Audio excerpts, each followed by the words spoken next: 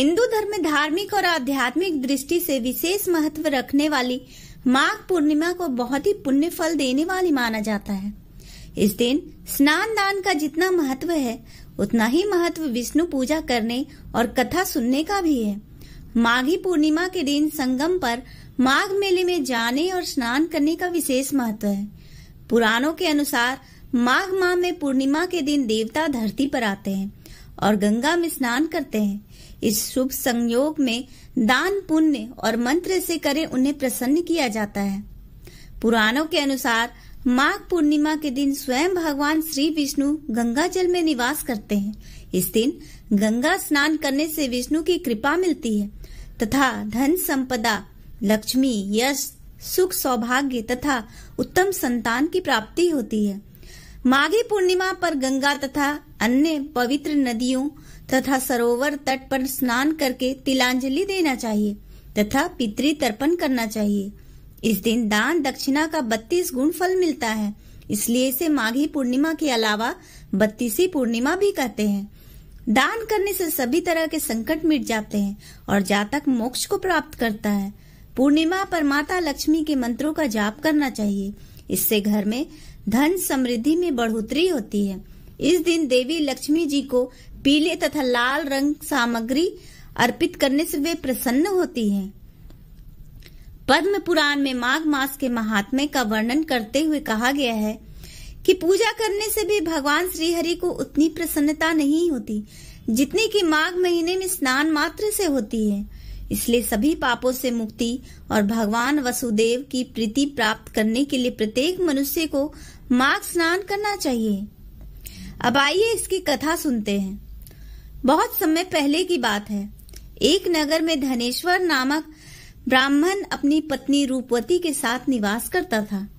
रूपवती केवल सुंदर ही नहीं थी बल्कि पतिव्रता और सर्वगुण संपन्न नारी भी थी। दोनों का जीवन धन धान्य और प्रतिष्ठा से भरपूर था। उनका घर साधु संतों और आगंतुकों के सत्कार के लिए सदैव तैयार रहता था, परंतु एक ही कमी थी जो उनके सुखी जीवन को व्यतीत कर रही थी। वे निसंतान थे। इस कमी ने उनके जीवन में निरंतर एक गहरी उदासी भर दी थी। एक दिन उस नगर में एक महात्मा का आगमन हुआ। उनके आगमन से नगर का वातावरण पवित्र और श्रद्धा से भर गया। महात्मा नगर वासियों के घर घर जाकर भिक्षा ग्रहण कर रहे थे। नगरवासी पूरे आदर और श्रद्धा से उन्हें दान दे रहे थे। रूपवती भी महात्मा को भिक्षा देने गई, परंतु महात्मा ने भिक्षा स्वीकार करने से इनकार कर दिया। यह देखकर रूपवती अत्यंत दुखी हो गई। उन्होंने यह बात धनेश्वर को बताई।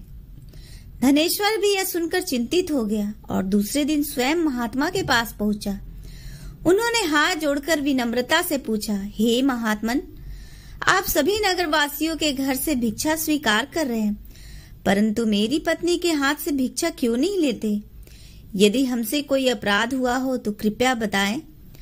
महात्मा बोले, नहीं विप्र, तुम तो बहुत ही विनम्र और हमेशा आदर सत्कार करने वाले ब्राह्मण हो। तुमसे भूल तो कदापि नहीं हो सकती। महात्मा की बात सुनकर धनेश्वर हाथ जोड़कर बोला, हे मुनिवर, फिर आखिर क्या कारण है? कृपया हमें उसे अवगत कराएं। इस पर महात्मा बोले, हे विप्र, तुम्हारी कोई संतान नहीं है और जो दंपति निसंतान हो उसके हाथ से भिक्षा लेना अधर्म या पापी के हाथ से भिक्षा ग्रहण करने के समान है। तुम्हारे द्वारा दिया गया दान लेने के कारण मेरा पतन हो जाएगा। बस यही कारण है कि मैं तुम दंपति से दान स्वीकार नहीं कर सकता। महात्मा के वचन सुनकर धनेश्वर के नेत्र अश्रुपूर्ण हो गए। वह उनके चरणों में गिरकर बोला, हे महात्मन, यही तो हमारा सबसे बड़ा दुख है। कृपया हमें कोई उपाय बताएं जिससे हमारी यह पीड़ा समाप्त हो सके। महात्मा ने थोड़ी देर ध्यान लगाया और बोले, हे विप्र, तुम्हारे कष्ट का निवारण है। यदि तुम श्रद्धा और भक्ति से 16 दिनों तक माँ काली की पूजा करो तो माँ तुम्हारी मनोकामना अवश्य पूरी करेंगी। धनेश्वर को जैसे जीवन की नई राह मिल गई। वह महात्मा को धन्यवाद देकर तुरंत घर लौटा और अपनी पत्नी को यह बात बताई। दोनों के हृदय में आशा की नई किरण जाग उठी। अगले ही दिन धनेश्वर वन में जाकर माँ काली की उपासना में लीन हो गया। धनेश्वर ने पूरे 16 दिनों तक कठिन तप किया। उसने व्रत रखकर माँ काली की पूजा की और अपनी व्यथा माँ के चरणों में रख दी। उसकी भक्ति और समर्पण से प्रसन्न होकर माँ काली ने उसे स्वप्न में दर्शन दिए और कहा, हे ब्राह्मण, मैं तेरी भक्ति से प्रसन्न हूँ, तुझे पुत्र का वरदान देती हूँ, परंतु ध्यान रखना, तेरा पुत्र केवल 16 वर्ष की आयु तक जीवित रहेगा। यदि तुम और तुम्हारी पत्नी 32 पूर्णिमाओं का व्रत रखोगे तो तुम्हारा पुत्र दीर्घायु हो जाएगा। माँ काली ने आगे कहा, प्रातः काल जब तुम उठोगे तो तुम्हें आम का एक वृक्ष दिखाई देगा। उस वृक्ष से एक फल तोड़कर अपनी पत्नी को खिलाना। उस फल के प्रभाव से तुम्हारी पत्नी गर्भवती हो जाएगी। इतना कहकर माता अंतर ध्यान हो गई। सुबह जब धनेश्वर उठा तो उसने माँ काली के वचन अनुसार आम का वृक्ष देखा, जिस पर बहुत ही सुंदर फल लगे थे। वो काली माँ के कहे अनुसार फल तोड़ने के लिए वृक्ष पर चढ़ने लगा, परंतु फल तोड़ना उसके लिए कठिन हो गया। कई प्रयासों के बाद भी वह सफल नहीं हो सका। तभी उसने विघ्नहर्ता गणेश भगवान का सुमिरन किया और गणपति की कृपा से इस बार वो वृक्ष पर चढ़कर फल तोड़ लाया। धनेश्वर ने अपनी पत्नी को वो फल दिया। रूपवती ने वह फल खाया और कुछ समय बाद वह गर्भवती हो गई। दंपति ने माँ काली के निर्देश अनुसार हर पूर्णिमा पर व्रत करना प्रारंभ कर दिया। दंपति काली माँ के निर्देश के अनुसार हर पूर्णिमा पर दीप जलाते रहे। कुछ दिन बाद भगवान शिव की कृपा हुई और ब्राह्मण की पत्नी ने एक सुंदर बेटे को जन्म दिया, जिसका नाम उन्होंने देवी दास रखा। देवी दास के जन्म से उनके घर में आनंद और खुशहाली छा गई। समय बीतता गया। जब देवी दास 16 वर्ष का होने लगा तो धनेश्वर और रूपवती की चिंता बढ़ने लगी। उन्हें माँ काली के वचन याद आ रहे थे।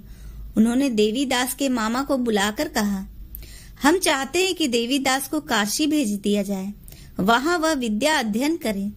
मामा देवी दास को लेकर काशी के लिए प्रस्थान कर गए। इस दौरान दंपति ने पूरे विश्वास और भक्ति से 32 पूर्णिमा के व्रत करना जारी रखा। काशी जाते समय देवी दास और उसके मामा का एक गांव से गुजरना हुआ। वहां एक कन्या का विवाह होने वाला था, परंतु वर अचानक अंधा हो गया। वर के पिता ने देवी दास को देखकर कहा, क्या आपका भांजा कुछ समय के लिए हमारे पुत्र का स्थान ले सकता है? विवाह के बाद आप इसे ले जा सकते हैं। मामा ने अपनी शर्त रखी कि कन्यादान में मिलने वाले धन पर उनका अधिकार होगा।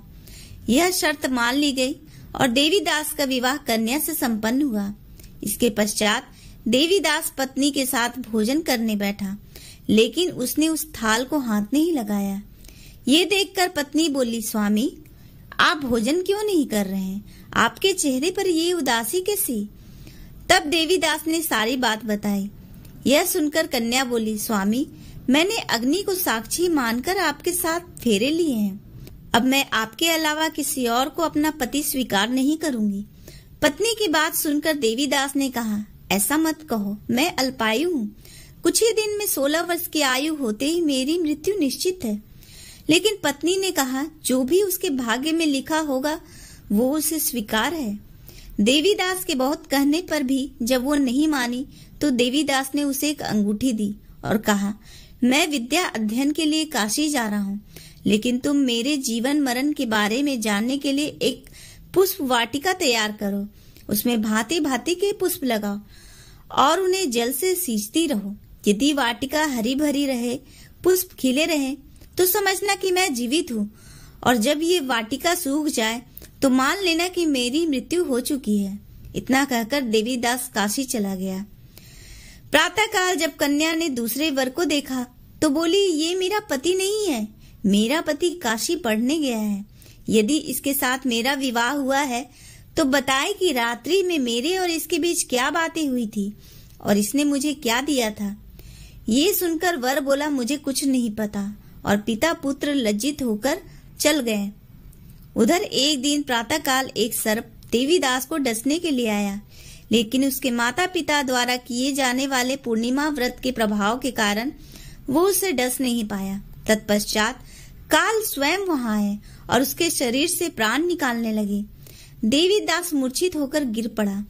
तभी वहां माता पार्वती और शिवजी आए।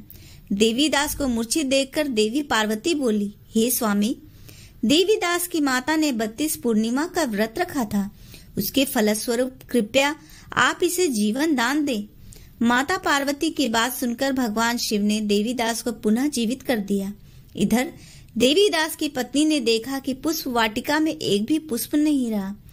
वो जान गई कि उसके पति की मृत्यु हो चुकी है और रोने लगी। तभी उसने देखा कि वाटिका पुनः हरी भरी हो गई है।